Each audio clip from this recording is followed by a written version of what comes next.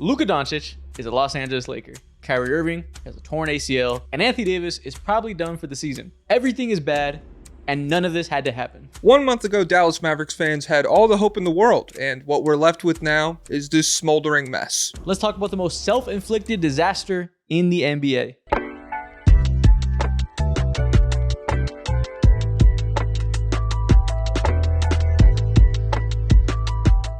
We talked a lot in recent weeks about miserable teams, miserable fan bases. 2 weeks ago, we talked about how the Suns might have the worst future in the NBA. Last week, we talked about how the Sixers might have the worst future in the NBA. Mm-hmm. Today, I think we're talking about one that may not be as dramatic as those two, but is a whole lot more painful. We got to talk about this smoldering fucking mess that is the Dallas Mavericks. Yeah, I don't know. The dramatic is interesting because with the 76ers and the Suns, it's like there's this really long, painful process of either accepting that your superstar is probably never going to have like a full healthy season again, or accepting that your superstar might like leave in the off season, or you might have to trade him for very little. And it's long. It's like torturous. Mm-hmm. Whereas with the Mavericks, it's more akin to like overnight, they like cut their legs off just very quick.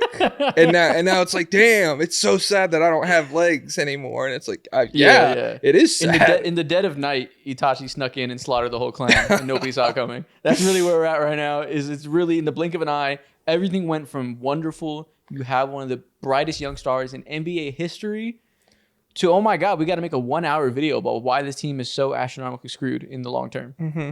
And even more than that, it's like, it's so bad that we were talking before. It's like, yo, what else is there to say? Like, there's just this very simple truth at the core of it all. It's like, yo, you did not have to do this. Like, this was a completely unforced timeline that you chose to go down in a matter of weeks, in a matter of days.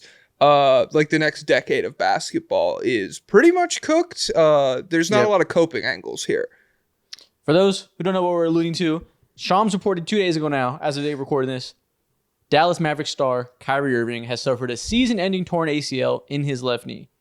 And this prompted us to set aside the topic we had planned today because we have to have a funeral for the Dallas Mavericks. Because, you know, we talked a lot as of late about the fact that this team is on the wrong end of the craziest trade in NBA history. They decided to trade Luka Doncic out of the blue for reasons we've talked about at length that are mostly based in absolute nonsense and ego on the part of Nico Harrison. How's that guy playing these days, by the way?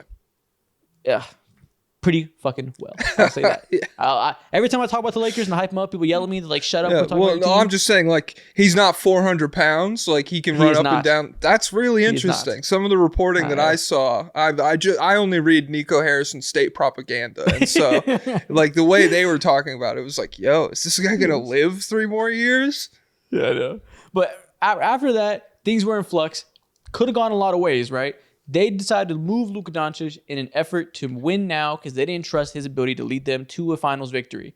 Whatever, we're not here to litigate that all over again, but we kind of are. But for now, in this part of the conversation, we're not. All of that was rendered moot point by Kyrie Irving being lost for this season and probably a good chunk of next season. This is not Nico Harrison's fault. He did not tear Kyrie Irving's ACL. Mm-hmm. He did not do anything directly that led to what is a freak injury. We'll say that first up front. It is a freak, unlucky injury. Hope and pray for the best for Kyrie Irving's knee recovery-wise. Hope his career continues to pick up where he left off when he comes back. At the base of this, it's just misfortune. You take a step back. You peel back that layer of misfortune. Mm-hmm. You see that this team is hurting so much more right now than they would have been if not for the decisions that they made over the last month.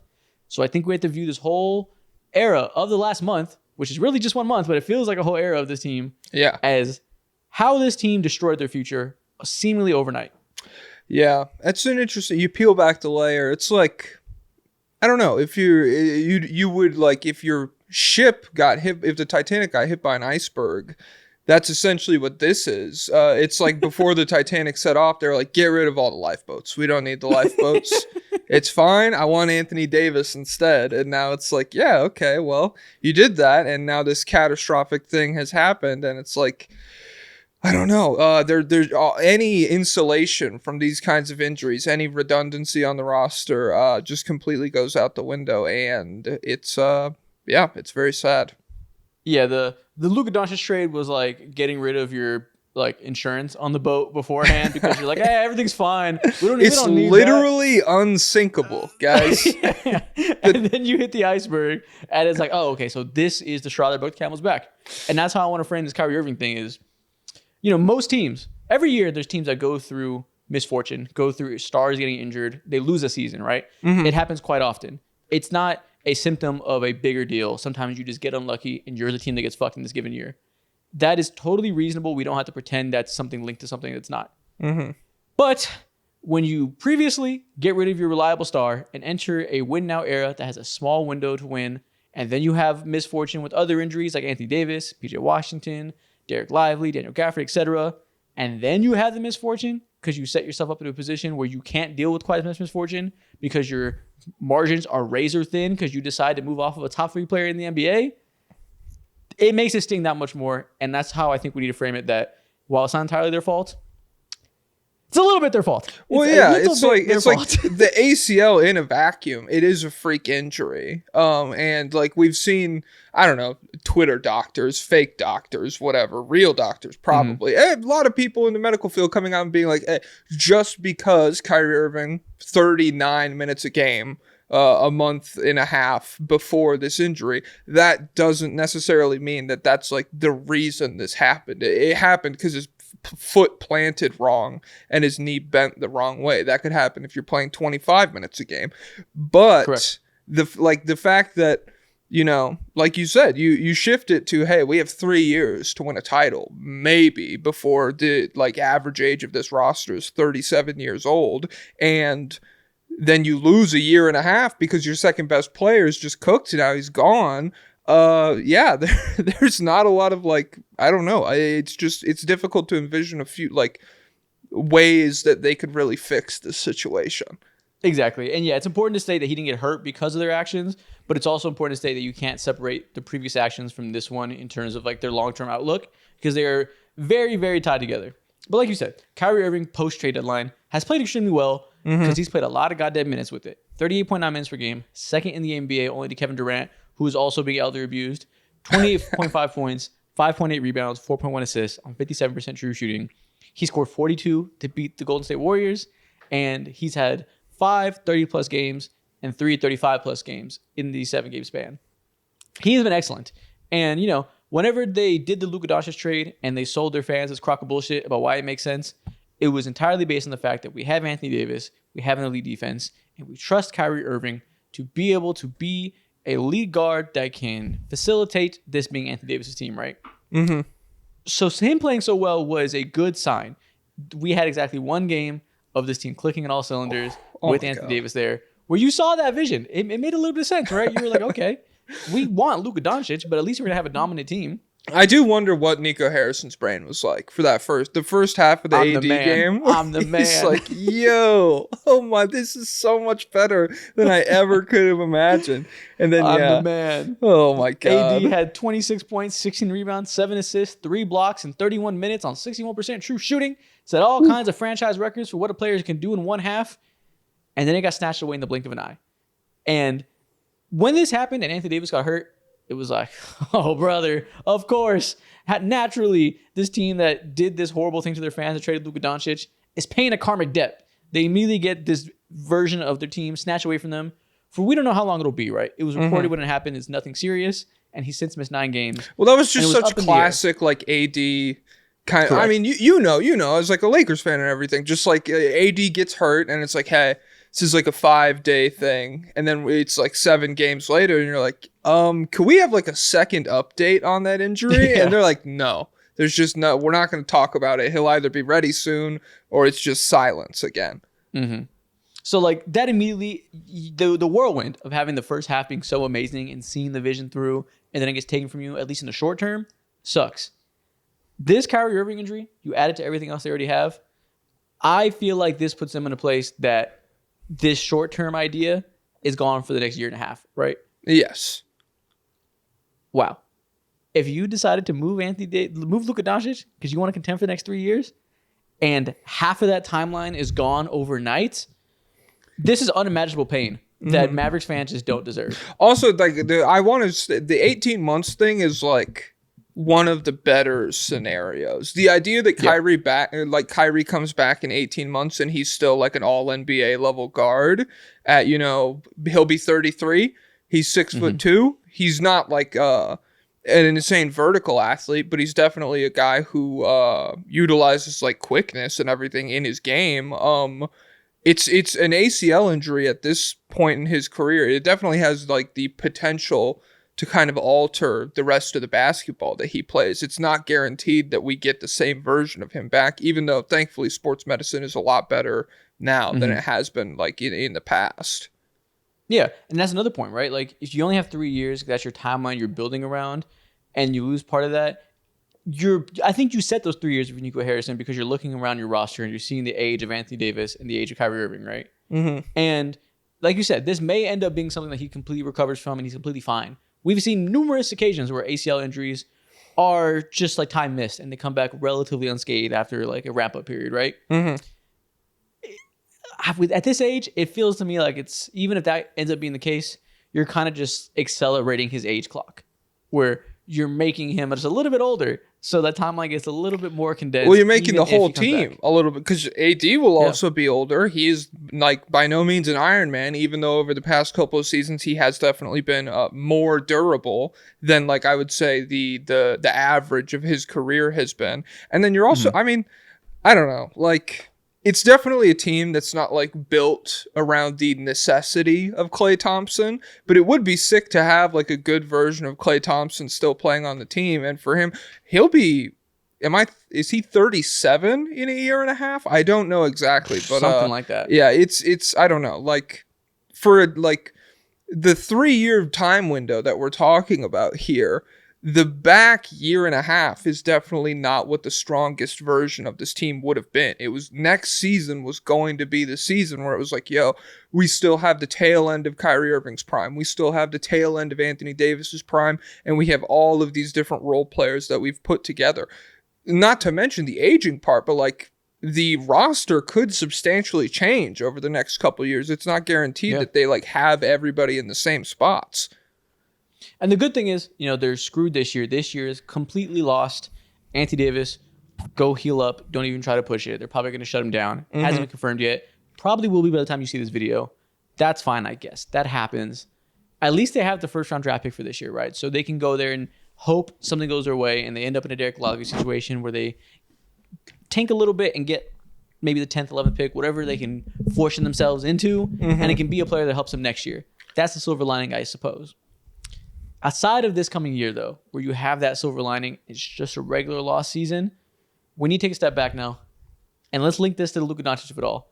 Because you combine the Luka Doncic trade with this injury and where it puts them, their long-term future in terms of Nico Harrison's idea of long-term being 3 years and like the rest of the functioning world's view of long-term, they are screwed horribly. There's no good window here anymore. First of all, it does feel like I don't know if it's like a monkey paw situation or like a cosmic justice kind of thing for Nico Harrison to go on the record and be like, the future is 3 or 4 years. And then for God to be like, the future's maybe a year and a half from now. Like, and that's, I don't know. It's unfortunate that happened to like Kyrie, and the players really don't they don't deserve it. But it's just, I don't know. It's insane. And so, you look 10 years out and things don't look any better than they look 4 years from now.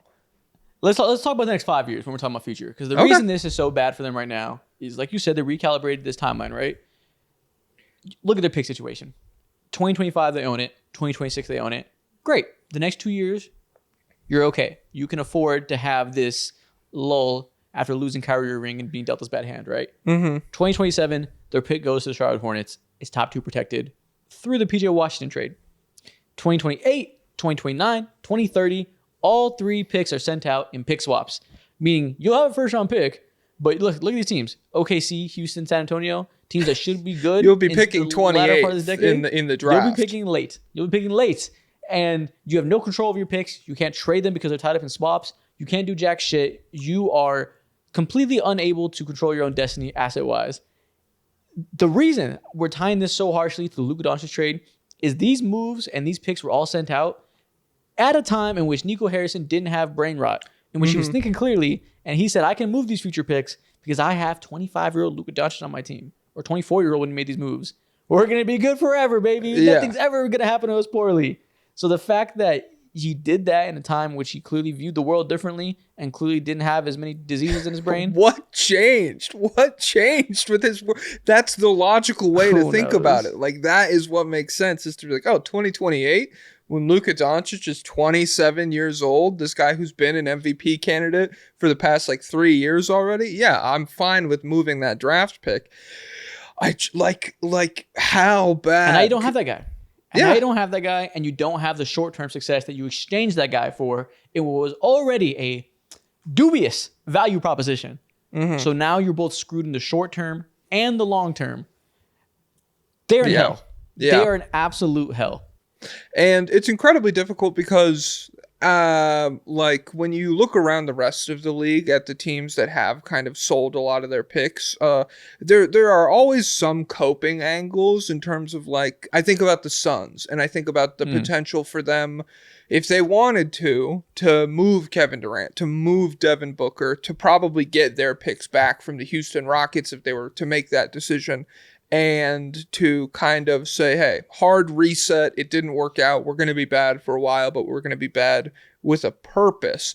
It doesn't really feel like anybody on the Mavericks roster would necessitate that haul, much less could they get their picks back from any one team because they're so spread out from a number of different deals. But I don't know, Kyrie Irving coming off this injury, they're probably going to have to re-sign him this offseason. There's a very good chance that he opts out with a player option. And then Anthony Davis at this stage of his career, I'm sure he would get you something, but it's just there's no way to hard reset all of this stuff. You're just going to have to eat shit for 5 years.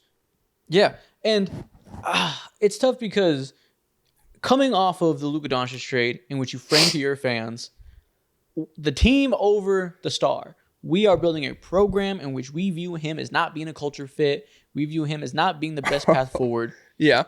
You're asking your fans to suspend a lot of disbelief, to put aside everything they understand about the modern NBA, to put aside everything they know to be true about Luka Doncic, they know to be valuable about Luka Doncic, to tell them to convince themselves, to pretend that doesn't matter and trust in our vision. And then the vision crumbles before your eyes for reasons that aren't your fault, but the vision does crumble immediately. You can't really pivot out of that and sell them on any type of new vision. If you have to rebuild now, you're fucked. So you have to see this through, and you have to, like you said, eat shit for the next year and a half until Kyrie's back healthy, and hope that he can come back by the end of next year's playoffs and you get a run with these two stars. That's a lot of hope. That's a lot of hope incredible that you have no way out of. And once we get to that point, then you have earned the right to start asking the question, hey, can we beat OKC with this team? We're so far from even having the discussions that are necessary about can this team win a title? What is the ceiling of this team? And I mean, the moments that we saw from them this season, I hate the Luka trade. It makes no sense. It's one of the worst decisions that a GM has ever made. Probably the single worst.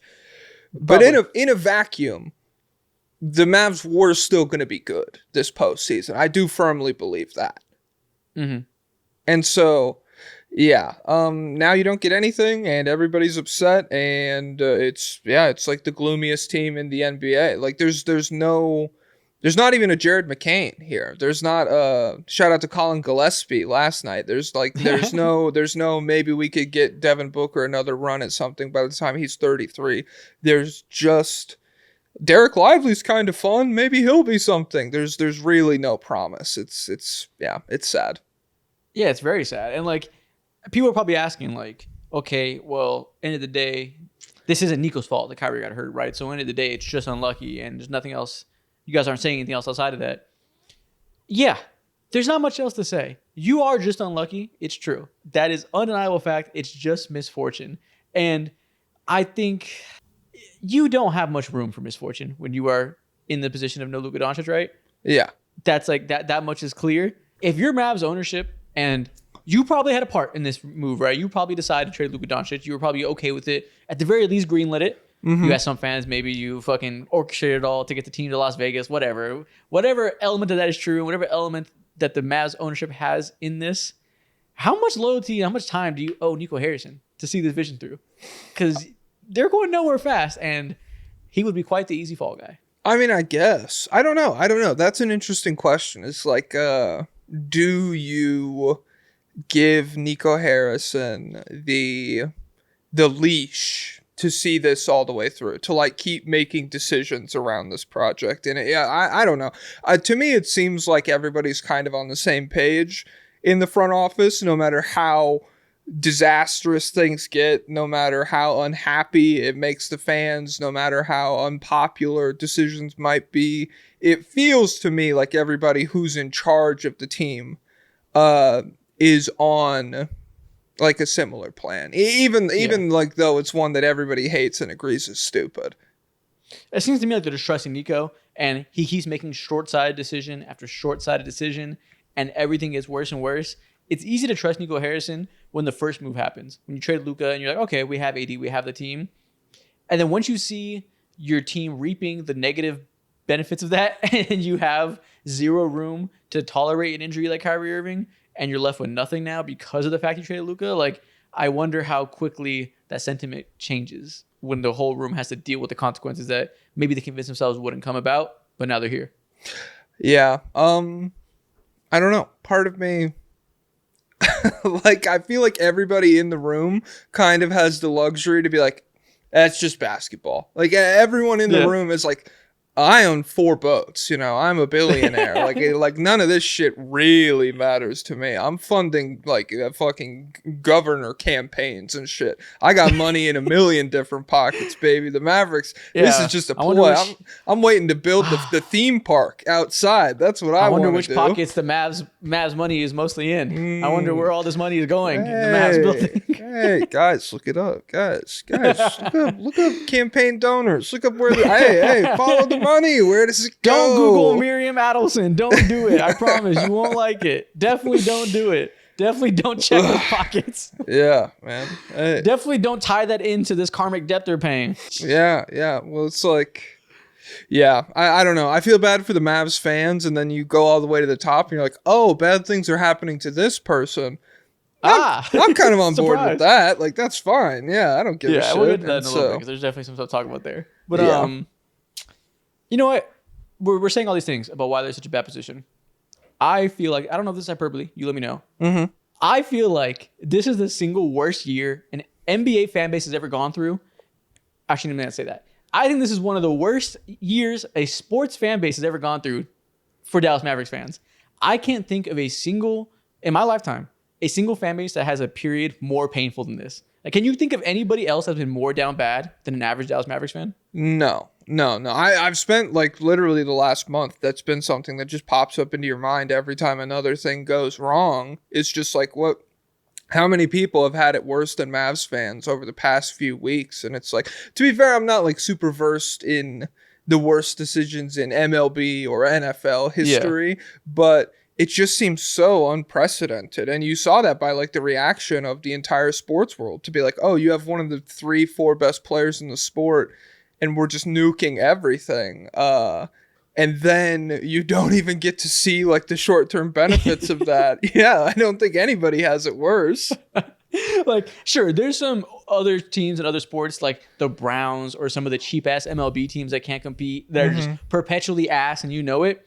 But they come into this season knowing not shit good is going to happen to them. This team went from, we have one of the most talented players the league has ever seen, and then a month later, we have crumbs of what might have been a worse version of that team without that star.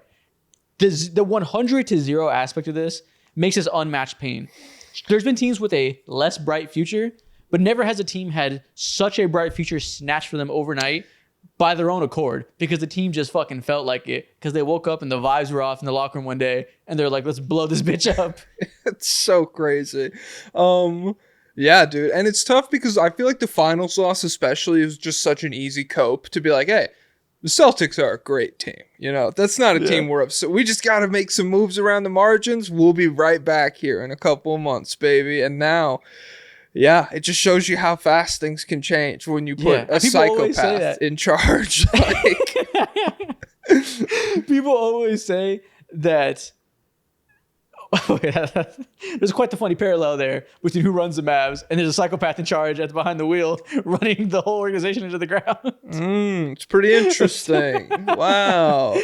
But people always say that you got to win the finals when you're there. You don't know if you ever get back. You're not promised long-term success with this core or whatever. Sometimes that's true for injury reasons, for your free agents get taken, etc. It happened this time because they just felt like it. Like they made that self-fulfilling prophecy come true because they wanted to. It's insane. If you're a Mavericks fan, I think you should be allowed to do one violent crime this season. It should be a purge. Where Purge you're allowed to go outside and break some shit. Okay. Purge night. Purge night Dallas. You can't do that. There's way too many guns in Dallas. I feel like everyone it's one thing to do it in a small coastal town in Maine where it's just oh, everyone has pitchforks and farm tools and shit. But dude, Purge night in Houston, it's like somebody set off a nuke. Someone had a bomb in their garage. Like, what is this? Everybody gets to rob 7-Eleven. Everybody gets to go rob a gas station. Purge night in Dallas, someone pops out with like an RPG and it's like, yo, where'd you get that? Yeah. Texas is crazy. Texas is crazy, man. Oh my God. No, next section of this video, let's stay on this topic. I think the Mavericks have one of the most sad years in American sports history, right? That feels like that's undeniable.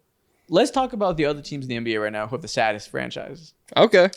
Let's list out the most depressed fan bases in the NBA. Who are the most down bad fan bases in the NBA? I think number one, we obviously have to go to Dallas Mavericks, right? They are clear cut. You should be sad every night. Yeah.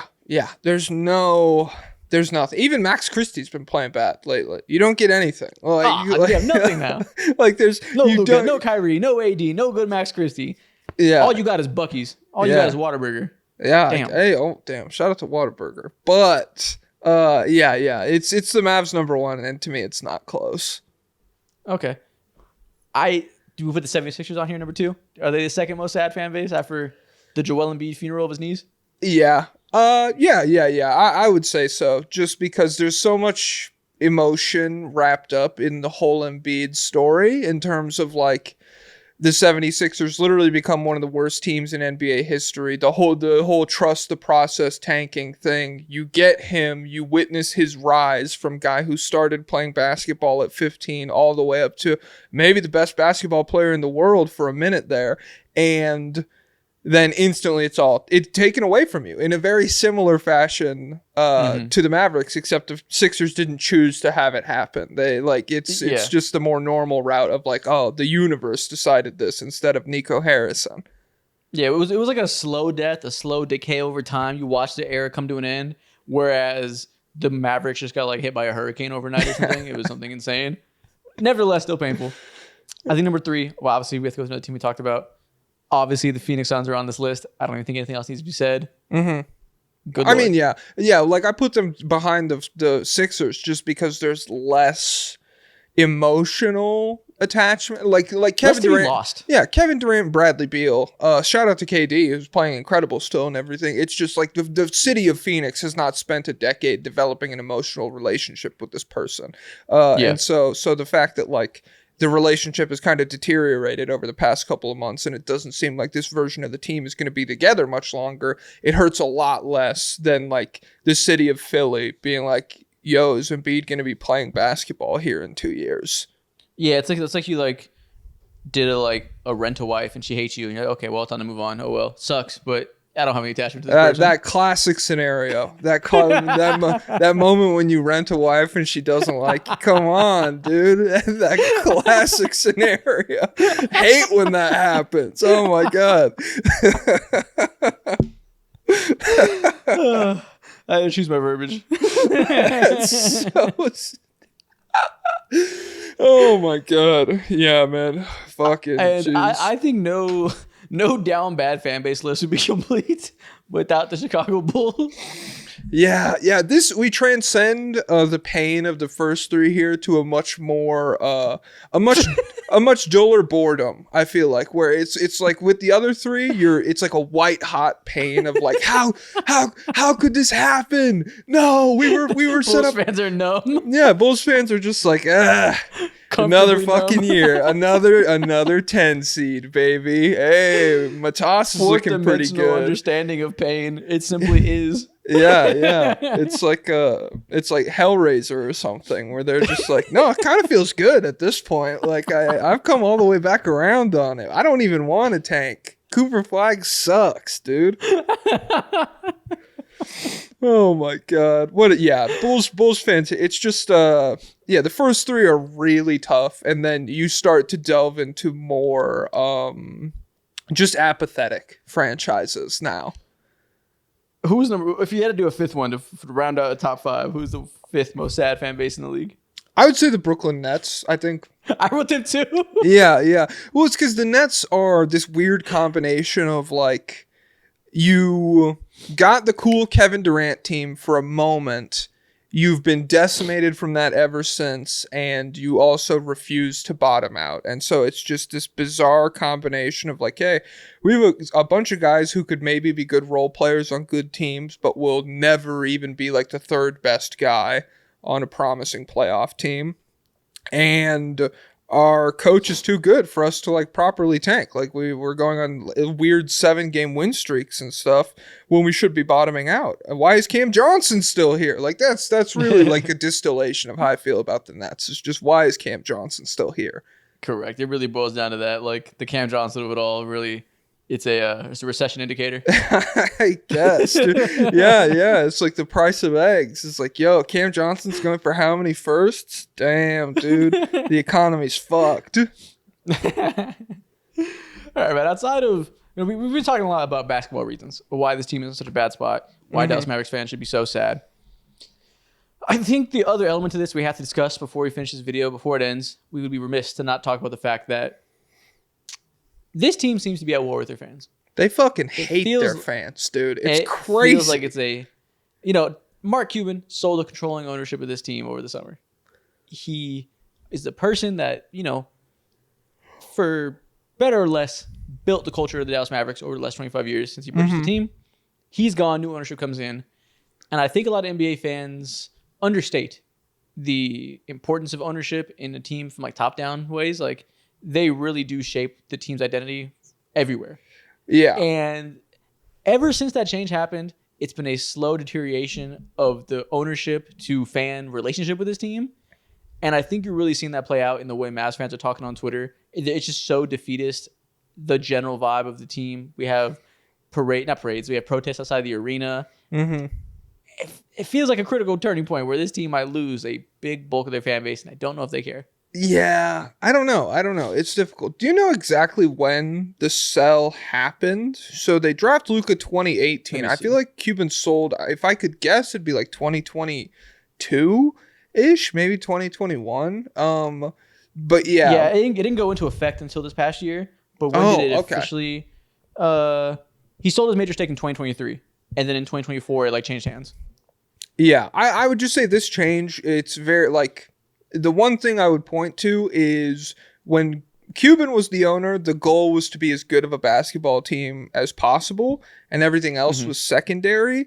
And since the change happened, it definitely feels like everything else comes before the best basketball team possible. Where they would still be good with Anthony Davis and everything, but there's just so many different priorities with the Adelsons in terms of making the entertainment complex, legalizing gambling in Texas, potentially the conspiracy of moving to Las Vegas, all of this other shit, getting under the luxury tax, whatever you want to say. It's just a huge 180 in terms of the aggression towards building a contender. And part of that is conspiracy, part of it's not. Part of it is we know these people and what they prioritize. The legalizing gambling in Texas is real. They want to do that. That's not debatable, right? That's their MO. That's the stuff they're invested in, where they make their money, etc.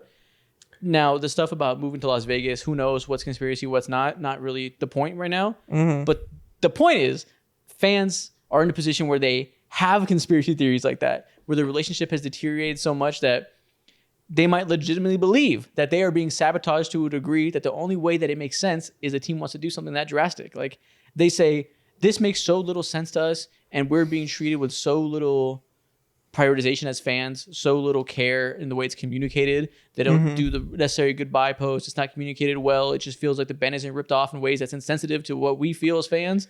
Surely foul play is involved. That's the only logical explanation. Yeah. And I think that's something you can look at in a lot of areas in life. When people have to resort to conspiracy theory for things like this, that's mostly dumb and incorrect, but it's a sign. The reasons they have to think that way is often something you can look at. Yeah, it's like desperation is like you're pushed to these avenues of thought to be like, how could this possibly happen? Because the reality of the situation is just too upsetting for you to really confront. And so, I mean, since Detroit, if you want to talk about like at war with their fans, the first game, they refused to put fans on the Jumbotron. I know that was like a really big deal. The second that they put fans on the Jumbotron again, which first of all, no fans on the Jumbotron, pretty much unprecedented at NBA games. Like that's like most of what is happening during it's kind of the point of the Jumbotron. Yeah. It's not like you could just have a normal scoreboard otherwise. And so the second game, they do like a singing cam again. They do a lip sync cam. And the second a fan gets onto the camera, they're like, hey, fucking fire Nico Harrison. I can't believe you allowed this to happen. That guy gets evicted from the arena. They say, get your ass out of here, dude. And that prompts a lot of other Mavs fans to come forward and be like, hey, I came to the arena with a sign that said fire Nico. I took off my hoodie and I had a shirt that said fire Nico. I had a jersey that just had the Luka Doncic name duct taped over on the back. And all of these people are telling stories about being asked to cover these things up, being asked to get rid of their signs, sometimes not even being allowed into the arena. And so it's just like, it's one thing to make a decision that is terrible and stupid and ruins the future of the team and upsets everybody. To follow that up by like actively suppressing the fans is so insane to me. Like it's just it's indicative of like a much bigger culture shift outside of like, hey, we just have differing ideas about how the team's gonna be good. I won't make the joke. Hey, whoa, political suppression. What is this? Someplace else? What is this? Miriam Adelson's money? Where's it going? Someone look into this. So I got this tweet from Jason Gallagher that I think puts it quite well. He's a longtime Mavericks fan. He said, Nico Harrison, man, I can't believe one person was able to undo 25 years of basketball culture in Dallas.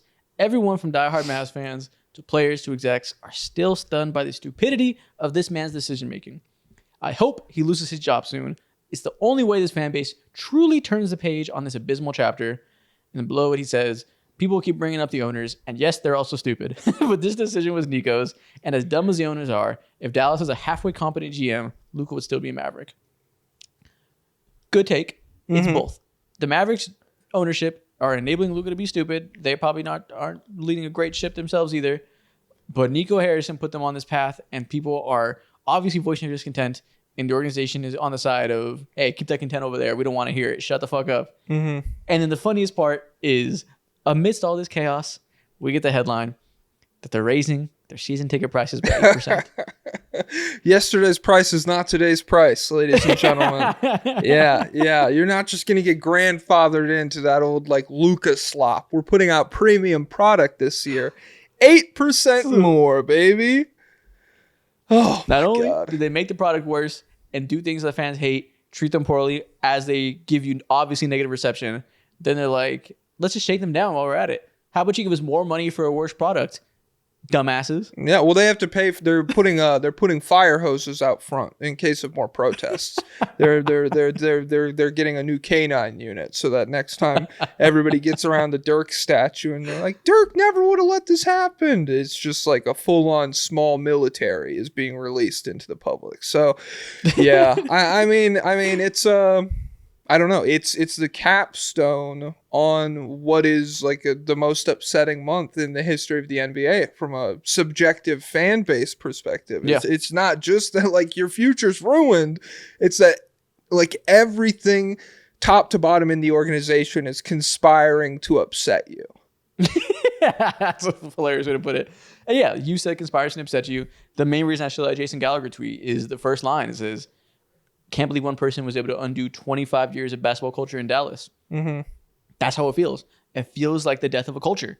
It feels like a team that had a strong fan base. Texas is a prideful place. They ride behind everything that is theirs. And, you know, the Mavericks were theirs. So they had a very, very devout fan base, as well as the international fan base of Luka, who brought them a whole new level of diehard fandomness. If you guys have had any experience online with teams that have big European stars like that, it's a whole country behind a single team. Yeah. So it really magnifies things.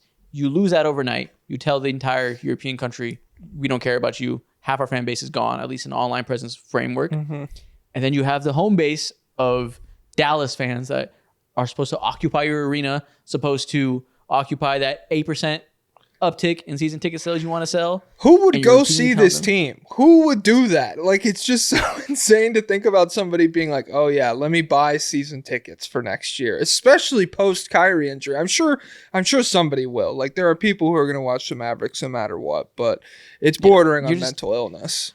You're tearing down the culture every way you can, tearing down the fandom every way you can. And this is going to culminate, and we're going to look up in a few years, and we're going to be like, damn, the Mavericks might have the least enthusiastic fan base in the NBA. Like, this is how stuff like this happens. Organizations that are good don't stay good just because they wear the same colors. It requires competency to maintain the level you do things at. Why are the Celtics so good?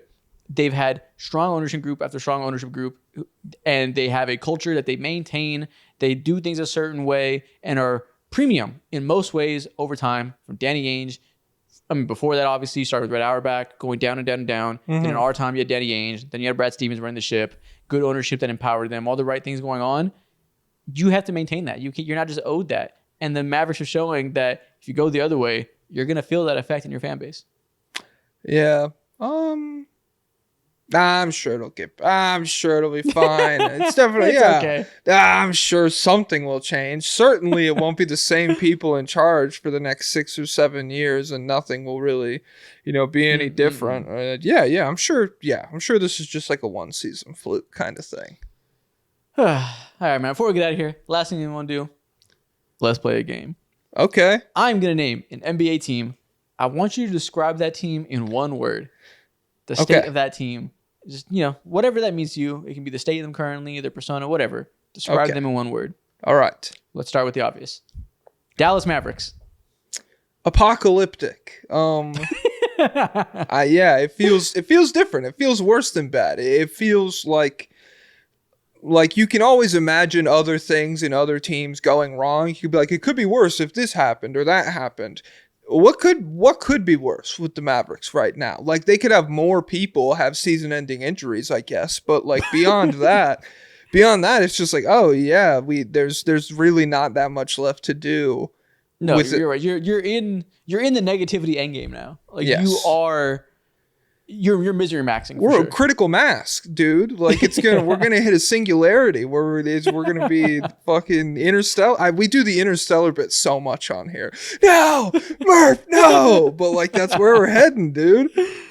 Yeah, it's gonna be a whole fan base full of jokers. Everybody's taking the laughing gas. Everyone's just, oh, holy shit, Shout out to Batman. All right, who's next? The Boston Celtics. Oh, one word for the Boston Celtics. I'd say calm. I would say like calm. Okay. Well, to me, I look at the Celtics right now, and in this ocean of like other teams where the Cavs are on their first year up, being like, can we do it? The Thunder are on their first year up, being like, Shea looks great. How much help do we have around him? Blah blah. On offense, at least. With the Celtics, you're kind of leaning back, and you're like, hey, maybe we don't look the strongest right now, but like, we have an incredibly difficult recipe to overcome. And in the playoffs, I still feel very confident about our chances. So I'd be calm if I'm a Celtics fan. Okay. I was thinking more like big picture organizational over the years, but that's fair. Denver Nuggets. Oh, crap. I'm trying to think. I'm trying to think of one word to describe the feeling that it is, where it's like, reliant. Purgatory. Well, I was gonna say just like purgatory is one thing, but reliant in the sense that, hey, Jokic, never get hurt, never miss games, always be one of the best players on the planet, and then maybe we'll get to like lose in the second round this year or something. I play purgatory. They're just stuck in between, formerly a contender, not bad enough yet to do anything about it. They're just a little bit above average, but we're starting to see the ceiling isn't quite there anymore. They're not really going to have this dominant run we once thought they do for multiple years. Yes. You're kind of just stuck in the middle of a watered down version of what you thought you good get. role players. If you come to the Nuggets for 1 year, you literally get $10 million extra dollars on the next contract you sign. We saw it with KCP. We saw it with Bruce Brown. We're about to see it with Christian Brown.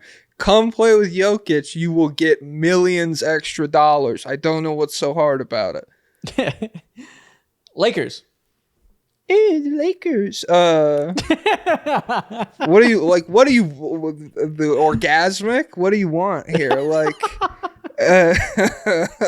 like is I don't know. Just angelic. Just yeah. I get utopian. Like, what is it? Jackson Hayes had 20 points in the first half last night. Like everything's good. Yeah. It's pretty good to be a Lakers fan these days, which is historically just not the case, right? Like the Lakers fans had it so hard for so long that I'm glad the sun is finally shining on them. I was really starting to worry about that franchise. You said it all for me. Yeah, I do. You're welcome. I mean, what else? Yeah, no, I don't have anything else. Cut the cameras, man. I'm pissing me off. Chicago Bulls.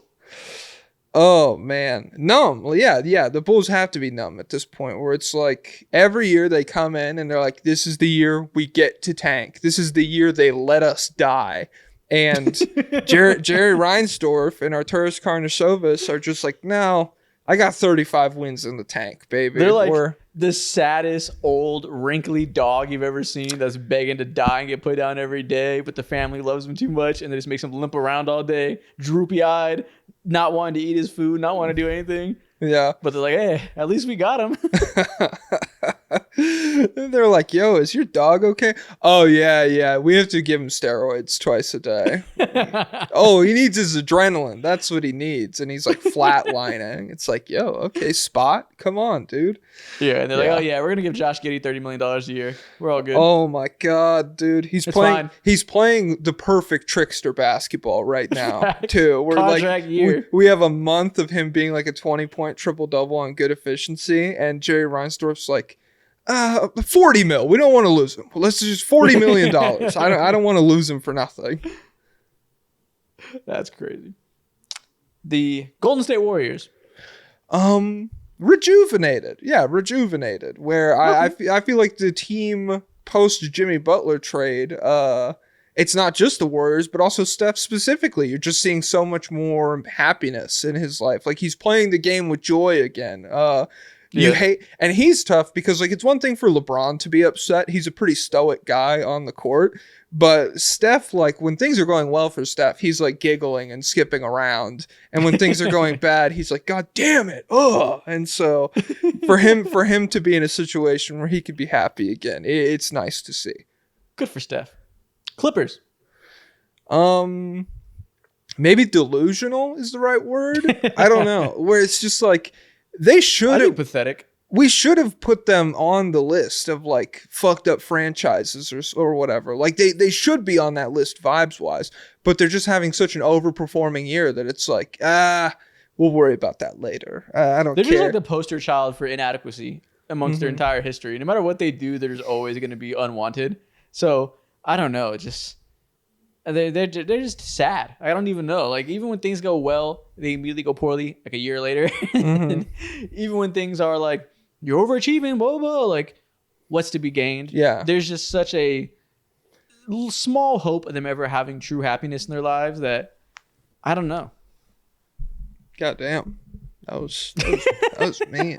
That was mean. Like I get that we're being mean to teams. We're the one word, but you're like, yeah, Clippers probably fucking stupid and terrible and bad and also garbage. Yeah, I think that's how I describe them. It's like should probably die and be dissolved. That could be cool.